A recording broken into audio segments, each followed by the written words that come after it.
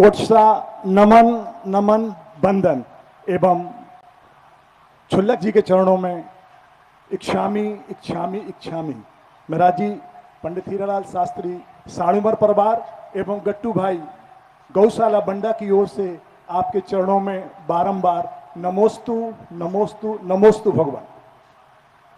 हे प्रभु, हे भगवान, हे मेरे मुनिदेव, मैं बहुत अल्पज्ञ हूं, धर्म का उतना हमें ज्ञान नहीं है, फिर भी मैं अपनी जिज्ञासा अज्ञानता बस आपके बीच में रख रहा हूं। मुझे समझाने की कृपा करें और अगर मेरे से कोई गलती हुई हो प्रभु क्षमा करें। हे मुनिराज क्षमा करें। मुनि जी, जैन धर्म एक वैज्ञानिक धर्म है और हमारे धर्म में एक बूंद पानी के अंदर 36,450 त्रिशजीव को बताए गए हैं। ऐसा सर्वप्रथम इंग्लैंड के जो वैज्ञानिक है कैप्टन सर्वोसबी ने इसका ज्ञान हम सबके बीच में दिया था, जिसको हम सभी मानते हैं।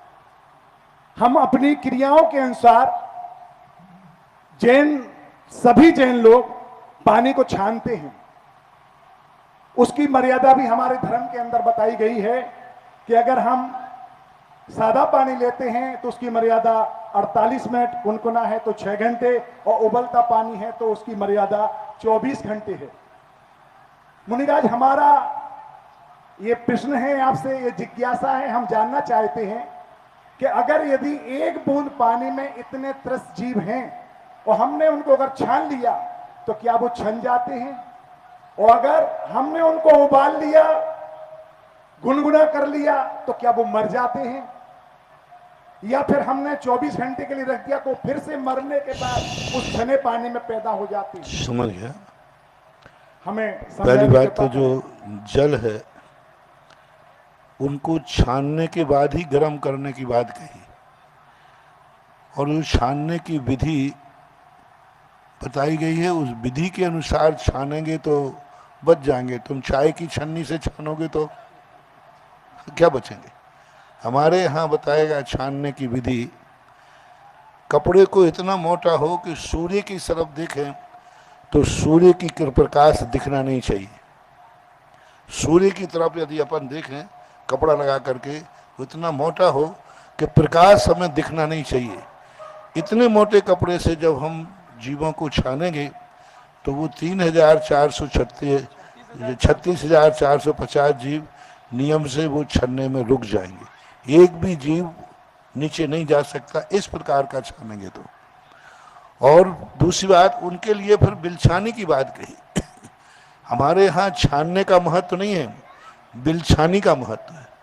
बिलछानी का अर्थ होता है कि उस पानी को छानने के बाद थोड़ा सा पानी उस कपड़े में जो भरा हुआ है उसको उल्टा करो, पूरा पानी नीचे मत जाने दो। छानने की विधि का अर्थ पूरा पानी नितर जाएगा तो वो जो जीव हैं कपड़े में चिपक जाएंगे। उस कपड़े का जो भरा हुआ है, आपकी तमड़ी भर गई तो जो छन्ने में पानी अटका हुआ है उस पानी में उनको तैरने दो और तैर करके उसको अपनी बाल्टी आदि में लाइए और बाल्टी को पुनः जा करके वहाँ नीचे भेजिए।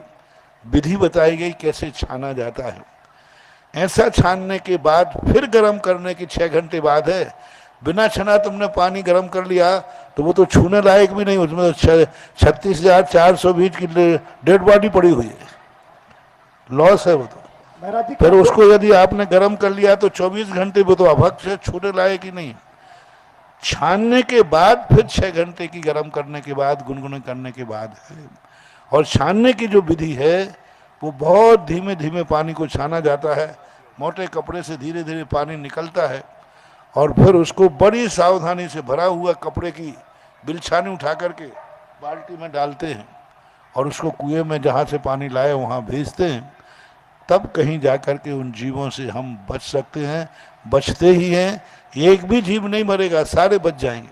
और अब जो पानी आपका बचा हुआ है वो एक इंद्रिय जीव है, वो तो नियम से छन नहीं सकता क्योंकि वो तो स्वयं जल रूप ही है, ऐसा मानना चाहिए। और मांसाहार का दोष 36,450 जीवों के मरने से आता है क्योंकि मांस का दोष विकलता से लगता है। एक इंद्रिय जीव में मांस का दोष नहीं आता। उसमें मांस के संस्कार नहीं होते। 2 इंद्री से मांस के संस्कार होते हैं जो 36,450 में गर्भित है। महाराज जी, अगर हमने बिना छना पानी पी लिया तो हमारे पेट की गर्मी इतनी अधिक नहीं कि वो मर जाएं। मर जाएंगे, मर जाते मुख में ही मर जाएंगे। मुख खोलते पानी की फिर आपको आप इसके लिए खोल के बारे में क्या, छानने के बाद है ना, छानने के बाद यदि गर्म किया है तो वो ठीक है, बिना छना गर्म कर दिया तो वो तो मांस है, उबला हुआ मांस है, वो तो छूने लायक भी नहीं। छानने के बाद बिना छना पानी तपाने के लायक है ही नहीं, वो तो बहुत बड़ी हत्या है।